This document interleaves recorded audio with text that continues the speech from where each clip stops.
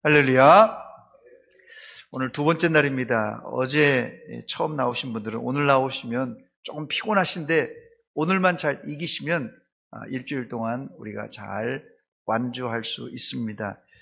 어제 우리는 8가지 성품 중에 믿음과 덕에 대해서 살펴보았습니다.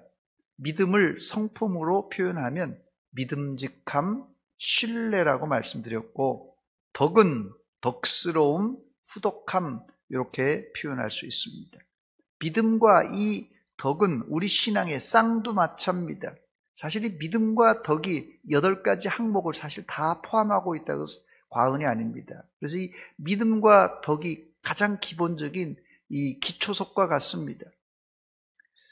그래서 덕 없이 믿음도 안 되고 믿음 없이 덕도 안 됩니다. 여러분은 모두 믿음직한 후덕한 성도가 되시기를 축원합니다. 오늘은 덕에 지식을 더하라는 말씀입니다. 우리나라 사람에게 누구나 이 지식에 대한 갈급함, 공부에 대한 한이 있습니다. 특히 우리 부모님 세대는 나는 공부 못했지만 자식은 대학까지 보내려고 허리를 졸라맸던 세대입니다. 그 결과 대한민국은 전후 50년 만에 전 세계에서도 교육 수준이 가장 높은 나라로 변신했습니다. 그러나 여기에 어두운 면도 없지 않아 있습니다. 이런 교육열이 과열되다 보니까 이 지식은 진짜 지식을 추구하고 따라가야 되는데 명문대학 졸업장 따르는 것으로 변질되어서 사실 우리 자라나고 있는 중학교, 고등학교뿐만 아니라 초등학교 학생들까지도 꿈이 좋은 대학 가는 거예요. 사실 이런 시대적인 환경에 맞추어서 한국 교회는 세계 어느 교회보다 열심히 성경 공부를 가르쳤습니다. 그런데 우리가 한번 곰곰이 생각해 봐야 됩니다. 머리만 키우는 그런 교육이 아니었는가 돌아봐야 됩니다. 지금 시대는 빅데이터 시대라고 합니다. 이 빅데이터가 사실 어른들은 잘 이 피부에 와닿지가 않는데 이제 아이들이 궁금하면 어른들에게 안 묻습니다. 아이들이 궁금하면 네이버에, 다음에 구글에 묻는 시대입니다. 이제 세상은 인공지능이라는 AI가 알아서 문서를 작성하고 그 작성된 문서의 지시대로 일은 로봇가 지금 다 하는 세상입니다. 오늘 제가 드리고 싶은 말씀은 지식이에요. 지식. 성경이 말하는 지식은 우리가 아는 고전적인 명문대학 졸업장이나 우리가 공부를 많이 해서 쌓아놓은 이 지식, 이런 개념이 아니라 이 성경에서 말하는 지식, 이 성경에서 말하는 지식은 헬라어로 그노시스라는 단어입니다. 이 그노시스라는 단어는 경험적, 실제적 지식을 말합니다. 예를 들어서 우리나라 이 고등교육이나 대학 교육의 병폐가 뭐냐면요, 이 대학에서 4년 동안 공부를 다 했는데 정작 직장에서 그 지식을 사용하려면 처음 초보부터 다시 배워야 돼요. 이 대학은 대학대로 그냥 지식이고 이 실제 또 직장 들어가서 또 배우는 또 지식은 또 다른 거예요. 물론 요새는 이제 많이 연결이 되게 가르칩니다만은 이렇게 따로따로 지식이 되고 말았습니다. 자, 그래서 여기 성경에서 말하는 지식은 그냥 정보를 가르쳐주는 지식이 아니라 경험적, 실제적인 지식입니다. 그러나 여기도 조심해야 될 것이 있는데 이 지식이라는 헬라어 그노시스는 이 그노시즘이라는 영지주의로 잘못 나갔기 때문에 그렇습니다. 우리가 배우는 이 성경적인 지식은 하나님의 말씀에 근거한 건강한 지식이라면 영지주의의 지식은 아주 심오하고 신비한 지식이에요. 제가 지난 주일에도 이 에피그노시스라는 단어, 이 같은 어원입니다. 그노시스, 에피만 다시 붙어 있는데요. 이 그노시스라는 안다른 단어를 설명드리면서 손흥민 선수를 예를 들었는데, 손흥민 선수를 대한민국 사람이라면 다 알지만은 손흥민 선수와 개인적, 인격적인 친밀한 관계는 아니라고 말씀드렸는데 성경적인 지식은 그런 피상적인 지식이 아니라 경험을 담보한 인격적인 친밀함이 바로 그노시스 지식이란 뜻입니다.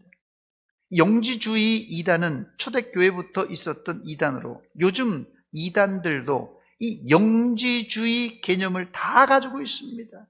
뭐 신천지가 아니라도 이 모든 이단들이 다 이 영지주의적인 이단들이에요. 신천지나 이 이단에 가서 처음 이 유혹에 빠지고 미혹에 들어갈 때 사람들이 뭐라고 하는지 아세요?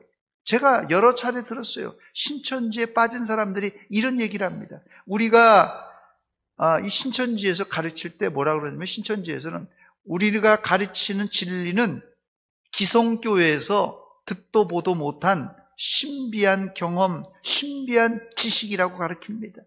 그 예로 성경 말씀을 신천지나 이런 이단에서 가르치고 풀어줄 때는요, 아주 기가 막히게 해석하고 풀어주면서 또 나아가서는 이들이 하는 말이요, 이단들이 잘하는 말이 뭐냐면, 나는 기도하다가 예수님 만났다, 나는 기도하다가 음성 들었다, 뭐 우리 교주는 환상을 보았다, 우리 교주는 뭐 하나님과 직통한다, 이런 얘기를 하는 거예요.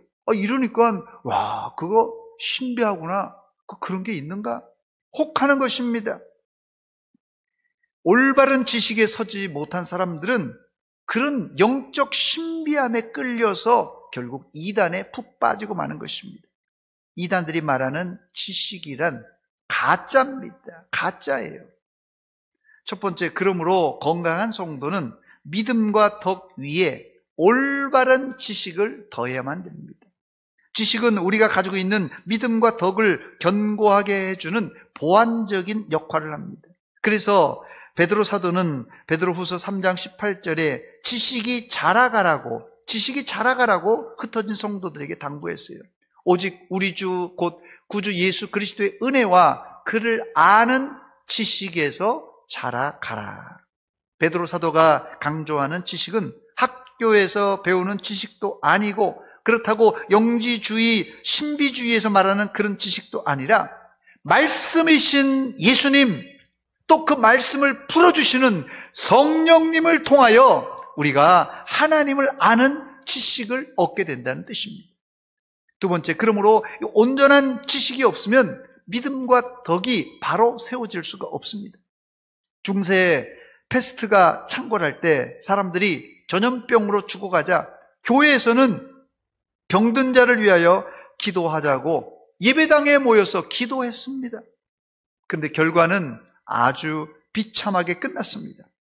기도에 참석한 사람들이 다 전염병에 걸려서 죽었어요. 왜 이런 일이 벌어졌습니까? 그들에게 믿음은 있었어요. 기도하자고, 이웃을 위해서 기도하자고, 이 어려운 난국을 타개하기 위해서 기도하자고 하는 그런 측은한 마음도 있었지만, 쥐가 전염병을 옮긴다는 지식이 없어서 그들이 큰 곤란에 당하고 말았습니다.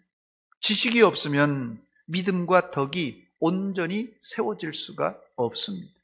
세 번째, 초대 안디옥 교회는 잘못된 지식으로 인해 혼란이 발생했습니다. 사도행전 15장에 유대로부터 내려온 거짓 교사들이 할례를 받지 아니하면 구원을 받지 못한다는 가르침으로 현혹을 시켰어요. 그러나 바울과 바나바는 믿음으로 구원받은 사람은 할례가 더 이상 필요 없다고 가르쳤습니다. 이렇게 되자 이 거짓 교사와 참 교사 간에 이 교리적인 충돌이 일어났어요. 그래서 이 안디옥 교회는 은혜롭게 부흥하다가 순식간에 혼란이 초래하고 말았습니다. 지금도 이런 잘못된 지식을 가진 사람들이, 이 잘못된 지식을, 이 할례를 강조했던 이 사람들이요, 성경을 얼마나 강조했는지 몰라요. 사실은 이 성경적인 근거를 가지고 할례를 제시하니까 사람들이 꼼짝을 못하는 거예요. 그런데 거기에 사실은 예수님이 오셔서 이 구약 율법을 완성하셨다는 그 지식이 없기 때문에 자기 주장만 성경적인 근거라고 하면서 주장하다가 결국은 거짓 교사가 된 것입니다. 결국 이런 사람들은 바리새인처럼 자기 의를 주장하려고 성경보다 전통이나 관례를 주장하는 사람들입니다.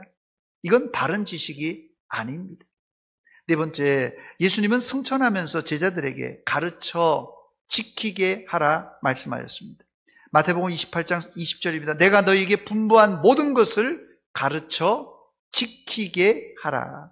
우리들은 복음을 전한 것으로 끝내서는 안 됩니다. 온전한 지식은 가르치고 배우는 데 있지 않고 배운 지식을 삶 속에서 실천할 수 있어야 됩니다. 여러분, 이스라엘이 망한 이유가 뭡니까? 이스라엘이 망한 이유가 뭡니까? 그들에게는 사실 참 지식인 성경 말씀을 가지고 있었어요. 성경을 가지고 있다고, 참 지식의 책을 가지고 있다고 다 되는 것이 아니라 그 참 지식을 실천하지 않아서 망한 것입니다. 사랑하는 여러분, 지식은 믿음과 덕에 더해질 때 우리의 신앙은 건강하게 됩니다. 이 지식은 성경 말씀을 읽고 들을 때 우리 안에 역사하시는, 누가요? 성령님을 통하여서 얻게 되는 영적 지식, 경험적인 지식입니다. 여러분들은 성경 읽고 기도하고 깨닫는 것으로 멈추지 말고 그것을 어떻게 해요? 실천에 옮겨야 됩니다. 이게 참 지식입니다. 이 지식을 한마디로 성품을 우리가 지금 공부하고 있는데, 지식을 성품으로 바꾸면은 지식이란 무엇이냐? 성령님의 세미한 음성을 들으려고 하는 갈급함과, 잘 들으세요, 지식이 제일 무서운 사람이 누군지 아세요? 제일 무서운 사람이 책 한 권 읽고 확신에 차서 살아가는 사람이에요.